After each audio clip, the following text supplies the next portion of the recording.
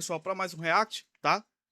Esse react está sendo gravado em live e foi enviado aqui pelo Emanuel, beleza? Ele mandou essa matéria aqui para a gente dar uma olhada, tá? E vamos analisar aqui mais uma coisa aí sobre a pensão socioafetiva, né? Eu já trouxe alguns vídeos sobre aqui, tá? O pessoal sempre achou que ia se tornar um monstro, nunca vi como um monstro, porque você tem um monte de critérios sobre a questão da pensão socioafetiva. E como eu falei, o problema da mãe solteira não é o filho, né? É tudo que vem junto, é toda a bagagem, toda a carga que vem junto aí, que a gente já discutiu bastante aqui no canal com a galera. Mas vamos dar uma olhada nessa matéria aqui, tá? Lembrando, quem quiser dar uma força pro canal, tá aí nossa chave Pix na descrição, tá aí o nosso Live Pix, tá? E também tem um apoie-se aí. Vamos lá. Critérios para reconhecer paternidade póstuma, que é póstuma, né? Por afeto, dividem STJ. Tá, paternidade socioafetiva de qualquer forma. Tá aí a matéria de hoje, tá? De hoje, 6 de abril de 2026. Né? Vamos lá. O Superior Tribunal de Justiça convive atualmente com entendimento divergentes quanto aos critérios para reconhecimento da paternidade socioafetiva póstuma. Não há uma decisão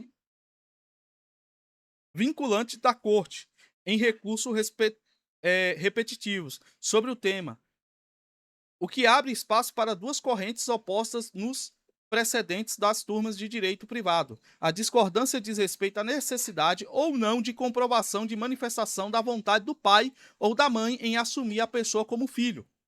A paternidade ou maternidade socioafetiva é o vínculo familiar, consolidado pelo afeto e pela convivência, sem laços de sangue. Quer dizer, e- cara, se eles votam aqui para dizer o seguinte, não, que vai ser pai só pela questão afetiva, aí é sacanagem, né? Imagina o nível de sacanagem. Porque antes, para provar que era pai, você precisava de um exame de sangue. Agora, para provar a afetividade,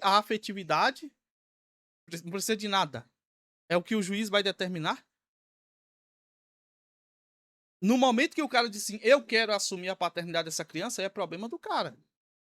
Não tem nem que haver discussão sobre isso. É um ser humano adulto, né? Assumindo uma responsabilidade. Problema dele. Você forçar um homem a se tornar pai de uma criança ao qual ele não é pai sanguíneo,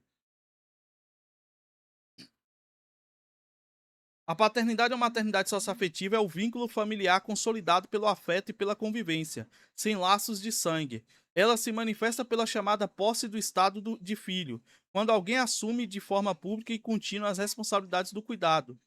Cara, olha que coisa bizarra. Então, qualquer cuidador de creche poderia sofrer um processo de paternidade socioafetiva, se é pela expressão pública continuada de afeto, uma babá pode ser considerada uma mãe, ela pode ser obrigada a ser uma mãe, a pagar uma pensão. Cara, que coisa absurda. É isso que me parece aqui abrir tal precedente, né? Ela se manifesta pela chamada posse do Estado de filho, quando alguém assume de forma pública e contínua as responsabilidades de cuidado, sustento e educação de uma criança que passa a ser reconhecida socialmente como parte da família. A filiação socioafetiva garante direito à herança e permite o acesso a benefícios previdenciários e assistenciais, como pensão por morte, seguro de vida e previdência privada deixado pelos pais. Isso dá origem às ações judiciais que discutem o reconhecimento desse vínculo, mesmo após a morte dos genitores. A terceira turma do STJ concentra todas as suas decisões mais flexíveis a respeito da comprovação da vontade do falecido. Essa corrente defende que a paternidade socioafetiva póstuma não depende de manifestação formal, expressa ou inequívoca ao longo da vida. Nesses casos, o colegiado exige apenas a demonstração de que havia o mesmo cuidado, carinho, amparo e suporte financeiro que um pai ou uma mãe daria a um filho biológico. O reconhecimento geralmente também depende que a família e os amigos e a comunidade reconheçam publicamente aquelas pessoas como pais e filhos. Esse entendimento foi apresentado em ao menos 6 acordões todos nos últimos 2 anos. Em 4 deles houve efetiva discussão de mérito. Nos outros 2, o colegiado não pôde reverter o resultado prático, porque teria que reavaliar fatos e provas, o que é vedado ao STJ. Mesmo assim, os relatores aproveitaram para marcar sua posição contrária à necessidade de manifestação expressa, e foram acompanhados pelos demais ministros. Tá? Aqui, né, o Postman tá falando depois da morte, tá?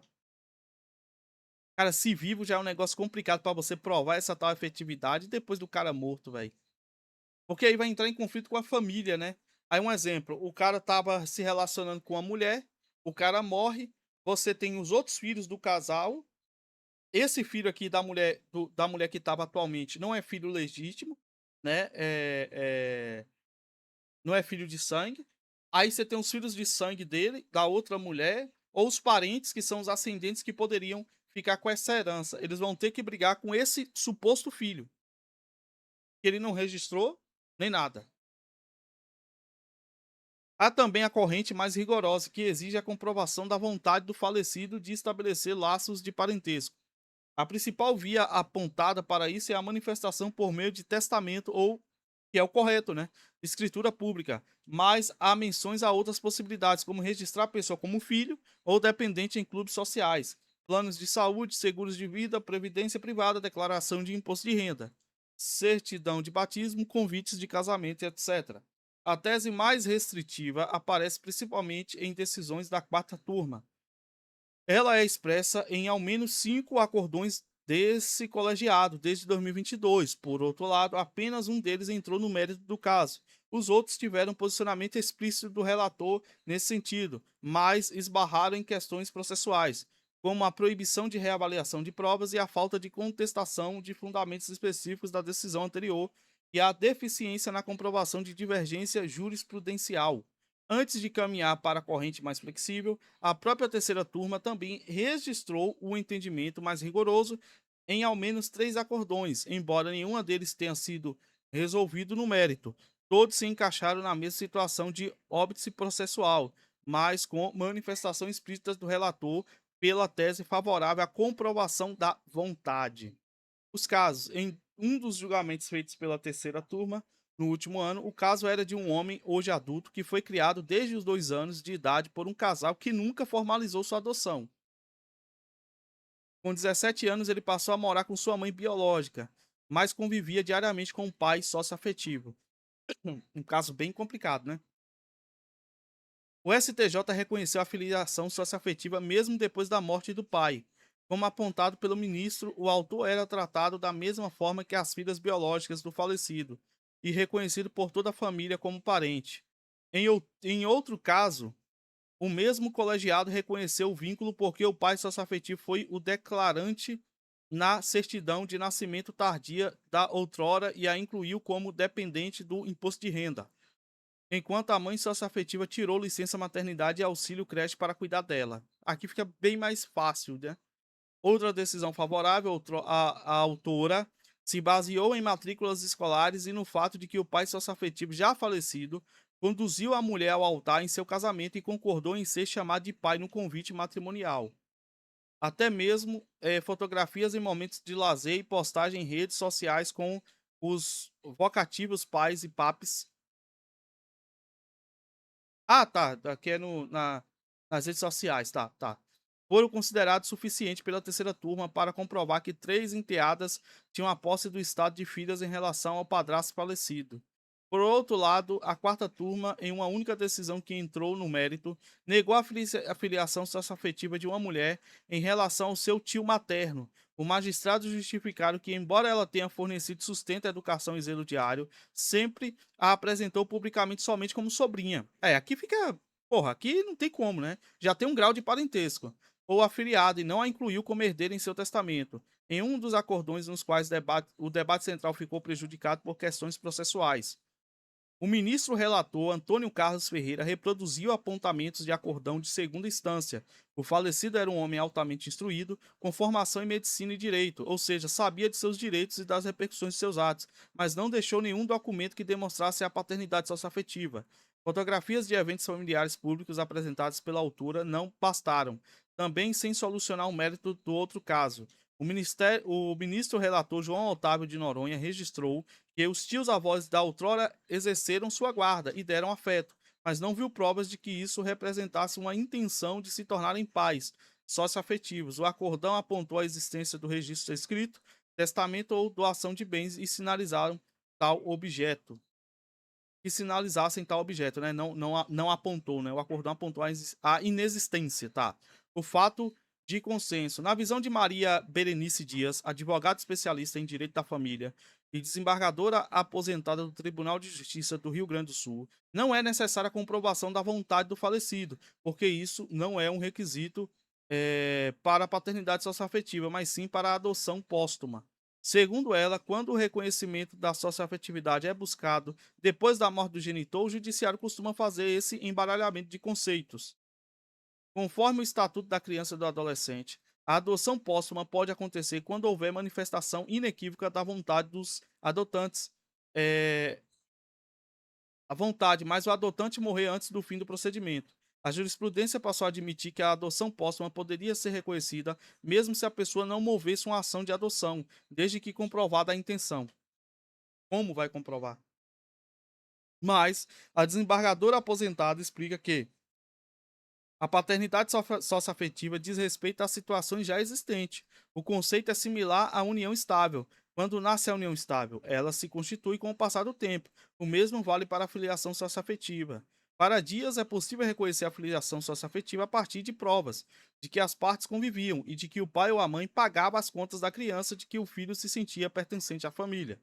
A advogada diz, inclusive, que os pais socioafetivos não precisam necessariamente ter apresentado a criança como uma filha, desde que a tratassem como se fossem. Já o civilista Mário Luiz Delgado, presidente da Comissão de Assuntos Legislativos do Instituto Brasileiro de Direito da Família, defende uma postura mais rigorosa. Ele explica que a posse do estado de filho consiste em três elementos: o nome, ou seja, chamar de pai e mãe, e filho ou usar o sobrenome da pessoa. O trato e a fama, o mundo exterior deve enxergar as partes como pai e filho.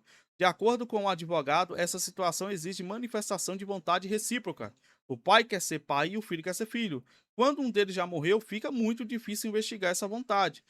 Indica. Por isso, Delgado entende que o falecido precisa ter manifestado em vida a intenção de reconhecer o vínculo de filiação. Não é o afeto que torna alguém pai. Acrescenta: o tratamento carinhoso não pode ser confundido com o tratamento como filho. Exato. Do ponto de vista legal. Para ele, transformar um padrasto carinhoso em pai, por exemplo, é uma deturpação do próprio afeto. Isso pode provocar em outros padrastos a justificado receio da construção de vínculos afetivos com seus enteados. Do advogado Fernando Félix, também especialista em direito da família, vê problemas em ambas as correntes do STJ. O mais adequado seria algo intermediário.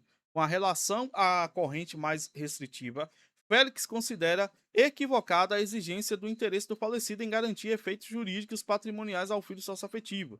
Isso é contraditório com o próprio princípio da filiação. Aponta para ele. Se o pai chamava a criança de filho e vice-versa, havia um interesse em ser pai. A paternidade deve ser reconhecida. Mas, na sua opinião, a outra corrente é flexível demais, justamente porque permite o reconhecimento mesmo quando o pai não é chamado de pai e o filho não é chamado de filho. Ele destaca que é legítimo ter afeto por uma criança sem querer ser pai dela. Félix também vê a possibilidade de que alguns pedaços deixem de manifestar afeto por crianças devido ao receio de que isso leve ao reconhecimento da paternidade. Exatamente.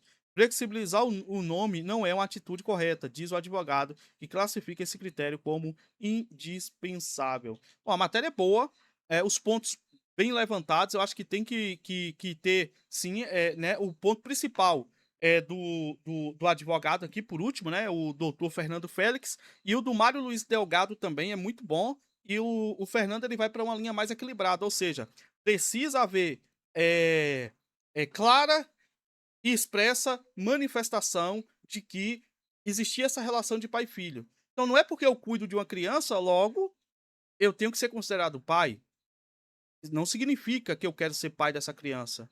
É como eu falei, se eu for usar esse argumento da galera mais liberal aí, né? Então uma cuidadora em qualquer grau ou nível, ela pode ser considerada uma mãe socioafetiva? Porra, não dá.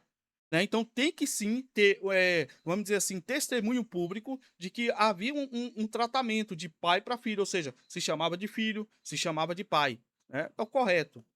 Ok, isso aqui tá ok. Até porque quando se trata de pós-morte, a gente tá falando de um cara que tá agora né, com uma mulher sendo padrasta. A gente tá falando de alguém que criou essa criança e deu um tratamento de filho, né. Então eu não vejo problemática aqui no caso da socioafetividade póstuma, né, que é quando depois que o pai ou a mãe morre, mas você vê que o exemplo aqui só é pai, né, porque é pai que banca mesmo, que dá herança e por aí vai.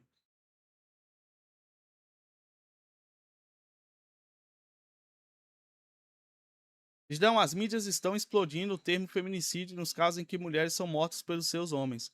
A coisa está tão séria que você percebe que se trata de uma agenda clara. Aí, tá percebendo agora, Gabriel? Agora? Eu tô falando disso desde 2018, pô. Essas leis recentes são muito ambíguas, genéricas e interpretativas ao extremo. O mundo feminino é muito caótico. Pois é.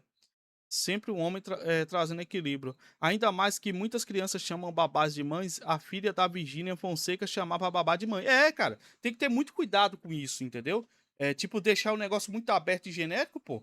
Qualquer um pode ser mãe, qualquer um pode ser pai. Um exemplo, tem criança que é muito receptiva, vê você e já quer te abraçar. Sabe, parece que te conhece. Aí chega alguém, não, esse aqui é o pai. Porra, tem que ter critério, tem que haver critério. Não é assim que funciona. Mas enfim, então tá aí a matéria. Valeu, Emanuel, aí, por ter enviado a matéria. E até o próximo vídeo. Comente aí o que é que vocês acham disso aí, pessoal.